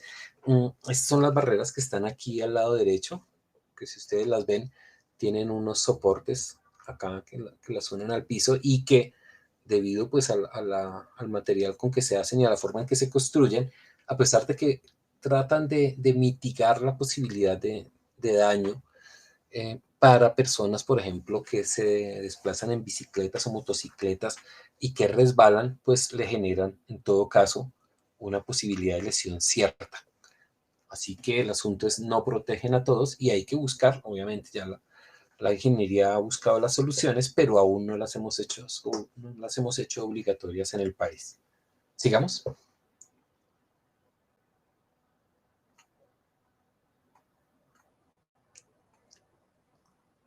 Si pasemos a la siguiente.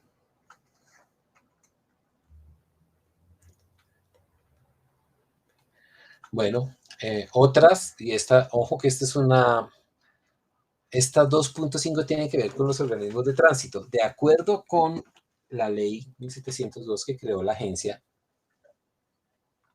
era necesario definir muy rápidamente, en 180 días, obligaciones en seguridad vial de los organismos de tránsito para que pudieran seguir haciendo trámites.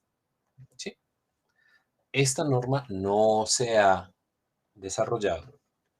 Probablemente este gobierno tenga interés en hacerlo y pues obviamente tiene que ver también con la categoría, con la población, la categoría misma de si es un municipio, la categorización, el área, la presencia de vías, pero la idea es que no haya organismos que no puedan cumplir las funciones misionales, porque si quieren seguir teniendo lo que les autoriza su habilitación y funcionamiento, es decir, las funciones para obrar como delegatarios de las funciones de trámites, deberían cumplir también las funciones en seguridad vial.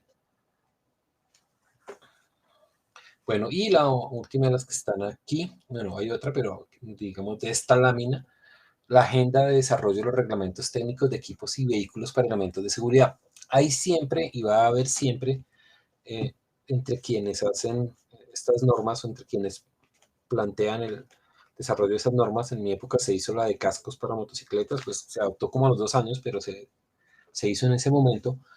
Dos posibilidades. Hay quienes dicen que hay que sacar un reglamento técnico para sistemas de vehículos o para vehículos. Y hay otros que creemos que no hay que sacar un reglamento técnico para todo eso. Que probablemente si yo quiero un cambio rápido en relación con las especificaciones y la dotación y el equipamiento de los vehículos, yo lo que debería decir es, no, tranquilo, usted puede importar y fabricar en el país todos los vehículos que pueda. Lo que pasa es que para matricularlos usted debería tener estos equipamientos. ¿Por qué? Porque un reglamento técnico implica una cantidad de limitaciones, unas fases de consulta de actores nacionales e internacionales, unos estudios de análisis de impacto normativo, la interacción con otra cantidad de entidades, mientras que el Ministerio de Transporte es dueño de la facultad de decir que se matricula o no, y así se hizo, por ejemplo, lo de la exigencia de frenos con sistema antibloqueo y de exigencia de airbags al menos en la parte delantera. Y es a partir del día de la fecha tal, no podrán matricularse en el país vehículos que no tengan esto. Así que si usted aún produce esos vehículos en el país y no tienen eso, pues ¿qué tiene que hacer? O los produce con eso o los exporta. ¿Por qué? Porque es más fácil y entra en menos controversia uno, digamos, en esa materia. Sigamos. Bueno, entonces para mirar la parte de lo que es la construcción de la norma, la ética y todo, hemos hablado de una cantidad, he hablado yo, no he dejado hablar a nadie, de una cantidad de preceptos, de historia, de enfoques particulares, pero para apreciar lo que podríamos hacer de forma que estos principios y que estos fundamentos, la teoría nunca sobra. La teoría es uno de los elementos importantísimos. La fundamentación teórica no sirve solo para lucirse en las charlas, ¿sí? Sino también sirve para fundamentar, para tener una filosofía, para tener un enfoque sobre lo que es la labor del Estado y sobre todo nos proporciona unas herramientas importantes al momento de construir normatividad. Entonces, la idea es que a partir de todas estas cosas que se han visto ahorita, uno pudiera llegar a superar desde el punto de vista de la autoridad de tránsito a la que le interesa que la detección electrónica exista y que exista el control y que nos interesa superar las observaciones que sobre el modelo de detección electrónica y específicamente sobre la responsabilidad solidaria fijó la Corte Constitucional y pues que dio al traste con una parte de la ley 1843. Bueno, pues esta es la norma inexequible. La norma inexequible es el segundo parrafito, es decir, el parágrafo primero. Ya ustedes lo conocerán, ¿no? Y esto es que el propietario del vehículo va a ser solidariamente responsable con el conductor previa su vinculación al proceso contravencional a través de la notificación del comparendo en los términos previstos en el presente artículo. Ahí era donde aparecía lo que seguía el artículo octavo, había tantos días para emitir el comparendo, tantos días para acudir, y ya venía la parte sancionatoria. Bueno, la redacción del artículo, el enfoque de la Corte Constitucional que yo estimo erróneo allí en algunas cosas, y además pues de pronto la falta de buena defensa llevó a que la Corte Constitucional hiciera unos cuestionamientos muy, muy duros al artículo y que sinceramente pues cuando ya iba uno como por la quinta página de todas las, creo que eran como 40 que tenía el fallo, ya uno sabía que eso no iba a sobrevivir. Pero normalmente se leen las sentencias primero en el resuelve y el que gana ya no le importa por qué ganó. Pero cuando uno empieza a sumergirse en el contenido de la sentencia, pues empieza a ver que hay como unas 15 o 17 observaciones de fondo que hace la Corte Constitucional y que iban a llevar a la desaparición de este parágrafo del ordenamiento jurídico. Sigamos. Bueno, lo primero es que la Corte plantea que hay una ruptura del principio de responsabilidad subjetiva. No es que exista únicamente la responsabilidad subjetiva, también existe responsabilidad objetiva, ¿sí? Solo que la responsabilidad objetiva en ciertas materias ha sido tan limitada por las normas, por la Constitución, por la Corte Constitucional, que es marginal, es casi inexistente la responsabilidad objetiva, sobre todo en derecho sancionatorio. Entonces ellos lo que plantean es, mire, en el derecho penal y en el disciplinario, la responsabilidad es fruto de ¿qué? De la culpabilidad, es decir, del ejercicio personal y de la intervención personal en que con alguna de las formas que la ley prevé, con esta, las que sea, ¿sí? Se desarrolla una actividad o se deja de desarrollar acción u omisión. Ahora bien, y eso no nos lo dijo allí, pero sí, efectivamente, el derecho de tránsito en esa parte es derecho administrativo sancionatorio. Entonces, cuando ya empieza a hacer esta alusión y empieza a decir, esto aquí se admitía, pero solo bajo estas condiciones, ¿sí? Y no las cumple, ya uno empieza a ver que la norma va a ir, ya está como viviendo horas extras. ¿Qué pasa? Es presupuesto para ese principio de responsabilidad subjetiva, o sea, de la actuación del infractor, que él haya intervenido y que se juzgue lo que hizo o dejó de hacer. ¿Quién? El responsable.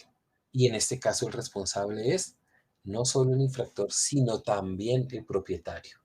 Porque se está asumiendo que el propietario es automáticamente infractor. Y la forma, incluso la redacción, la construcción gramatical del artículo ayudó a matarlo. Primero porque ese parágrafo era innecesario, porque esas cosas ya habían sido validadas en la ley 1383 de 2010. Y pues como siempre, digamos, las propuestas en el Congreso que no son intervenidas, ni objetadas, ni corregidas por el ministerio, y el temor a meterse en el debate del Congreso, pues llevó a eso y ha llevado a algunos errores en tránsito, pero pues ya era ley. Bueno, ¿qué otra cosa lo llevaba? Digamos, rompía el principio de responsabilidad subjetiva. Era que se transmitía responsabilidad a quienes no habían intervenido en la infracción. Entonces, de acuerdo con esa teoría, de acuerdo con ese contenido que traía allí la ley, pues el axioma de que en la responsabilidad subjetiva uno no puede asignar responsabilidad a alguien por lo que hicieron otros, ¿sí? Por lo cual, por ejemplo, en derecho penal no se puede transmitir consecuencias del delito, incluso del condenado, a su familia, a sus personas cercanas, ¿sí? Ese principio, que parece pues, uno de esos principios intocables del derecho sancionatorio, se estaba irrespetando aquí. ¿Qué mención importante hace la Corte Constitucional? Que también cuando habla de la exclusión de responsabilidad, habla por el hecho de las cosas. Las cosas son las cosas inanimadas, las máquinas, eventualmente, por ejemplo, los animales, por el régimen de responsabilidad que hay en el régimen de responsabilidad aquiliana que tiene el Código Civil nuestro. En el tema del hecho de las cosas hay algo importantísimo, y es que ustedes saben, por ejemplo, que el propietario de un parque de atracciones es responsable civilmente y obviamente pues está obligado a la indemnización pecuniaria, patrimonial, de los daños que se le causen a alguno de los usuarios o de los clientes del parque por el mal funcionamiento de la máquina o por el funcionamiento producto de, uno, diseño. Obviamente el dueño, el fabricante de la máquina podría ser perseguido luego por el responsable del parque o ser llamado, pero es originalmente responsable el propietario del parque si la máquina no funciona mal o si está mal mantenida o si hay un uso inadecuado por parte del usuario que no fue advertido. Entonces, si al usuario se le advierte expresamente, usted debe iniciar el uso de la atracción sujeto de estos tubos o de estas manijas y no puede en ningún momento soltar o moverse o sacar una parte del cuerpo, pues esa falta de advertencia se tiene como una forma de la extensión de la responsabilidad, en cuyo caso a la persona no podría, al usuario del parque, al visitante del parque, no podría asignársele o decir que en él concurre alguna culpa o responsabilidad. ¿Por qué? Porque no fue advertido suficientemente sobre el riesgo. Y el riesgo solo era conocido ¿por quién? Por los responsables del parque. El riesgo recaía ¿en quién? En el usuario. Y él debió asumirlo. Bueno, sigamos. Bueno, ¿qué piensa la Corte Constitucional de la responsabilidad solidaria? Dice, bueno, esa sí no es que sea una figura anómala, no es que no exista en ninguna parte, porque existen otros ordenamientos jurídicos. De hecho, por ejemplo, en el campo de la responsabilidad civil en Colombia puede haber responsabilidad civil para quien omite tener bien guardada un arma y con esa arma no sé, se produce la muerte de una persona. Podría haberla. Que no se enjuicie usualmente es otra cosa. Pero hay una responsabilidad solidaria, por ejemplo, del propietario de máquinas industriales, si un obrero, si un operario de ellas sufre una lesión, a menos que se compruebe pues, que la lesión provino de un mal uso informado. ¿Sí?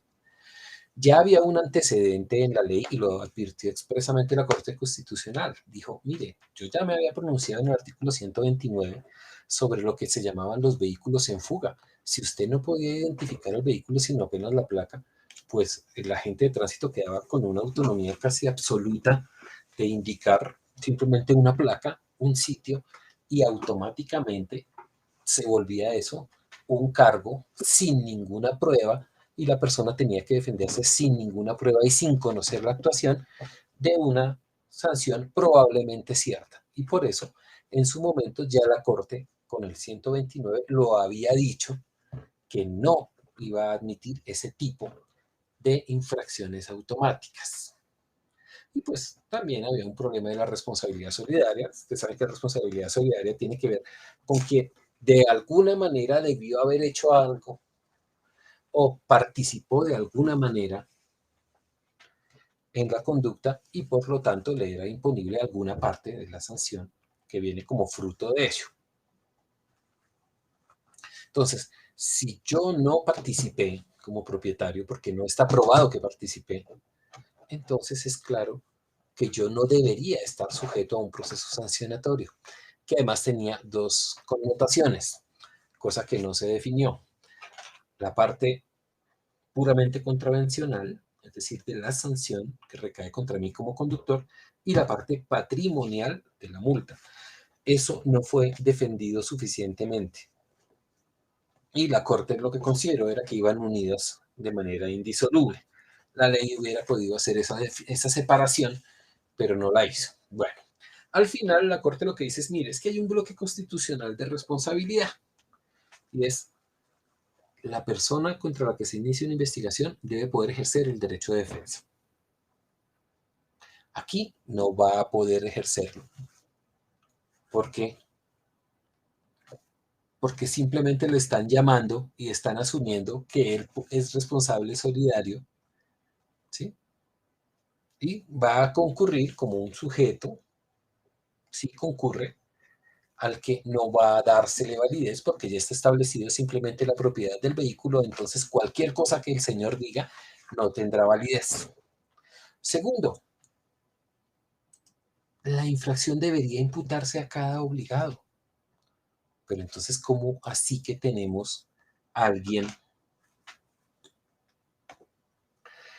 que no intervino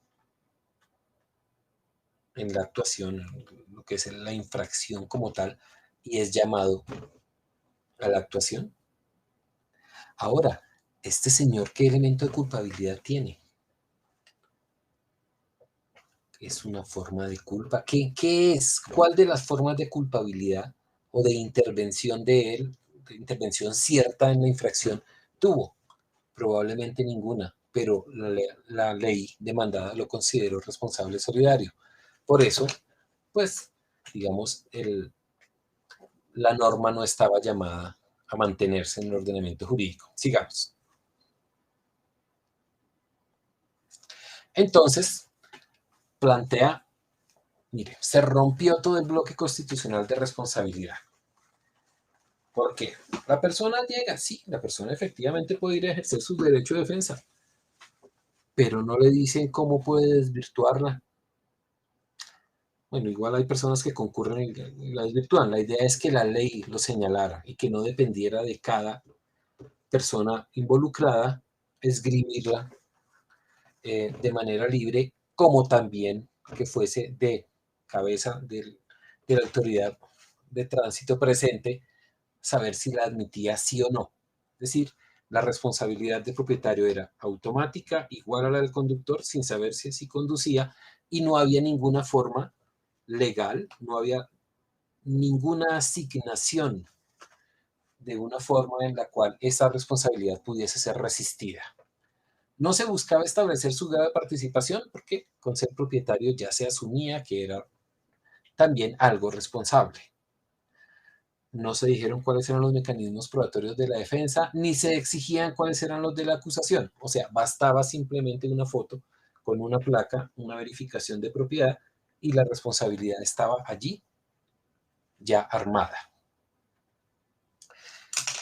La redacción del artículo tenía que interpretarse de manera que la expresión que alguien la escribió por aquí antes, que decía, nada, no puede imponerse sanción sino exclusivamente a quien desarrolló la infracción o quien es responsable de la infracción. Esa redacción del artículo rompía ese principio, porque aquí estaba identificado el vehículo, pero es que los vehículos no son culpables. Los culpables, los responsables de las infracciones son las personas, y esa persona aquí no estaba identificada. Aquí no se separa la responsabilidad personal de la patrimonial, entonces la persona queda sancionada, es un infractor, además concurre al pago, porque hubiera podido plantearse simplemente la responsabilidad patrimonial y no se hizo de esa forma. ¿Qué otra cosa? Esta multa no tiene una finalidad de resarcimiento, que era un ingrediente interesante en materia de responsabilidad objetiva, ¿sí? Entonces la proporcionalidad no tiene en cuenta el daño. ¿Por qué? Porque los montos son siempre los mismos. Y eso es importantísimo. Y les voy a decir por qué. Porque es, digamos, dentro de lo que es la consagración de los delitos para la seguridad vial en España, en el Reino de España, con la norma vigente, hay normas que tienen una pequeña sanción. Por ejemplo, si yo excedo la velocidad autorizada en hasta un 5%, 5 o 7%, no me sanciona. Si la excedo de un 8 a un 20%, tengo una multa. Si la excedo de un 20 a un 40%, tengo otra multa. Si la excedo del 40 al 60%, tengo otra. Pero si la excedo más del 60%, pues esto se vuelve un comportamiento de carácter penal.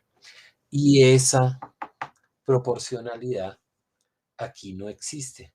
Esa fue una de las cuestiones que la Corte dijo, es un procedimiento único, una sanción única, no es resarcitorio para la sociedad. A todo el mundo le cobran lo mismo, no importa qué tipo de falta sea, si el propietario está obligado a pagar siempre y a pagar siempre un solo tipo de multa. Y bueno, y lo otro es que la existencia de la multa limita el ejercicio de otros derechos. ¿Por qué? Porque si yo tengo esa multa, hasta que no esté paga, pues simplemente no puedo ejercer derechos relacionados con la propiedad de los vehículos, con la obtención de licencia de conducción, por ejemplo. Sigamos. Entonces, bueno, ¿qué más dijo la Corte Constitucional? Hay algunas infracciones que podrían imponerse directamente a los propietarios. Lo que pasa es que la ley no las señaló en específico y al no hacerlo y ser tantas infracciones, porque son muchas las infracciones de tránsito, la Corte Constitucional terminaría siendo un ejercicio regulatorio o de reingeniería del código que no les da hacerlo a la Corte, y entonces el Congreso en una ley es el que tiene que decir cuáles son las infracciones imputables directamente a los propietarios, como también las que podrían imputárseles a título de responsabilidad solidaria.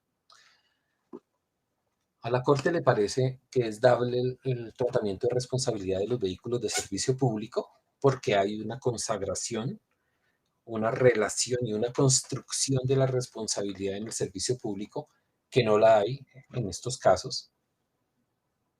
También plantea que al no haber exigencia de saber conducir para tener un vehículo, una persona que compra un vehículo y que no conduce porque no quiere o porque no tiene licencia puede verse sujeta a una responsabilidad propia de un conductor infractor, lo cual no sería adecuado. Y que además, como les dije, la norma señala que es necesario identificar al infractor. Por todo eso se rompió el bloque de responsabilidad solidaria constitucional y por lo tanto la norma fue declarada inexequible. Sigamos. Entonces, como para hacer el ejercicio propositivo, pasemos a la siguiente lámina. Para hacer el ejercicio propositivo, en estas últimas dos láminas, planteaba yo cómo construir el bloque constitucional de responsabilidad. Entonces, aspectos que uno podría llegar a considerar. Primero, tratar de buscar una responsabilidad separada para el propietario. Es decir, hay que construir unas normas donde aparezcan los principios. Y dentro de los principios, ojo, los principios de actuación, unos principios de responsabilidad de los propietarios en relación con los vehículos. Y esa responsabilidad debería tener un carácter tanto general como específico. Y de allí derivarse una concreción de las formas de responsabilidad por las culpas invigilando o ineligiendo. ¿Por qué? Porque si yo pudiese construir una norma en la cual la simple propiedad de un vehículo automotor implicara responsabilidades que yo pudiese citar, y no únicamente en el plano de las multas por infracciones, sino también en el de los otros planos que conocemos, la contaminación, el respeto, el uso del espacio público. Si yo pudiese construir todo eso, si yo pudiese diseñar un esquema de responsabilidad por el simple hecho de la propiedad del vehículo, podría construir un régimen de responsabilidad diferencial. Las multas probablemente serían más bajitas, pero podría construirlo para el propietario, porque su intervención como simple propietario, cuando no se comprueba que conducía, sería más bien por haber puesto a disposición de una persona infractora el vehículo. Ahora, ¿para qué estamos diciendo todo esto? Es para ver si podemos construir en algún momento unas normas que sean respetuosas de la Constitución y que permitan una aplicación extensa de los proyectos de detección electrónica de infracciones. Una aplicación extensa implica, y eso sin necesidad de modificar la ley, que se modifique la resolución del ministerio que obliga a que toda cámara esté identificada en un mapa para que las personas solo cumplan con esa norma exactamente al cruzar ahí y después ya no cumplan nada. Pero eso es pues un ejercicio como de ingenuidad que tuvo el ministerio en el año 2017-2018. Bueno, que sería importante, como les digo, diferenciar la responsabilidad del conductor y el propietario, eventualmente incluso en el monto de la multa, ¿sí? Ahora, diferenciar lo que es la responsabilidad contravencional del conductor y del propietario. Si yo no puedo determinar que era exactamente esa persona quien conducía, porque no pude identificar al conductor, sino solo identifiqué al propietario, únicamente debería haber una sanción patrimonial y no podría, por ejemplo, establecer un modelo automático de reincidencia, que fue lo que hizo la Secretaría de Tránsito, la Secretaría de Movilidad en Bogotá, y generó una cantidad de reincidencias, incluso de infracciones que se habían cometido en el mismo momento. Es decir, la persona que va sin luces y además va con las llantas lisas, entonces ya quedó reincidente a pesar de que todo fue detectado dentro de 10 minutos o en el mismo minuto. Entonces, esas cuestiones automáticas de reincidencia no podrían ser consideradas en la responsabilidad del propietario porque no se estableció que él efectivamente estuviese conduciendo. Por eso se plantea probablemente una multa más baja si no se le identifica. Y descubrir obviamente las circunstancias que excluyen la responsabilidad. Por ejemplo, la existencia de una autorización, un comodato, la disposición del vehículo, la entrega a una empresa, ese tipo de cosas. Sigamos. Bueno, ese bloque también debería, como les digo, tener un contenido pues teórico, ¿sí? Y tener probablemente una descripción de unas obligaciones específicas de guarda del vehículo y de las llaves y de la tenencia del vehículo, o llevar un registro sobre las fechas en que un vehículo es puesto a disposición de alguien. Y sobre todo también hacerlo para las personas jurídicas. ¿Por qué? Como ustedes saben, las personas jurídicas no tienen voluntad, sino son sus administradores quienes realmente desarrollan actividades de carácter personal que en últimas obligan a la sociedad. Entonces, para las personas jurídicas, por ejemplo, para vehículos matriculados en leasing, para vehículos en renting, para vehículos de propiedad de sociedades o de asociaciones o corporaciones como personas jurídicas sin ánimo de lucro, resultaría muy importante que se considerara que dentro de las reglas generales de responsabilidad y de las sociedades, el administrador de la sociedad tiene la obligación de cuidar los bienes de la entidad, de la guarda, de verificar quiénes los operan, quiénes los tienen, quiénes los poseen. Ese régimen de responsabilidad podría hacer, digamos, más digerible una extensión de la detección electrónica de velocidades que para mí es un elemento básico. Yo sí realmente creo que la Corte falló en el análisis, pero también falló la redacción de la ley y falló la defensa de la misma.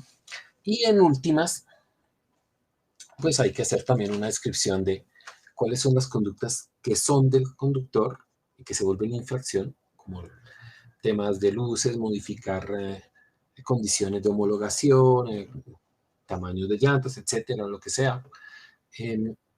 No hacer revisión técnico-mecánica, no contar con seguros y cobertura, y sobre todo apuntar a la proporcionalidad en la multa.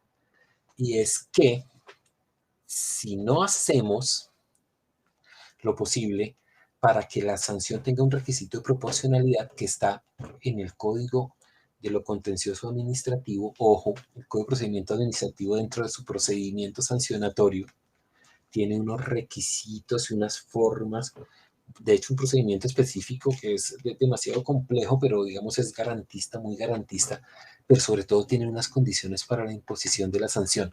Si nosotros en tránsito seguimos considerando que es igual exceder la velocidad cuando una persona adulta va sola que cuando va con dos menores de edad, o que es lo mismo exceder la velocidad en 5 kilómetros que en 15 que en 50, pues simplemente estamos desatendiendo los criterios de proporcionalidad y algún día puede ser que incluso la proporcionalidad automática, que no la tiene el Código de Tránsito, esté en duda. Entonces, hasta ahí dejaría la intervención del día de hoy.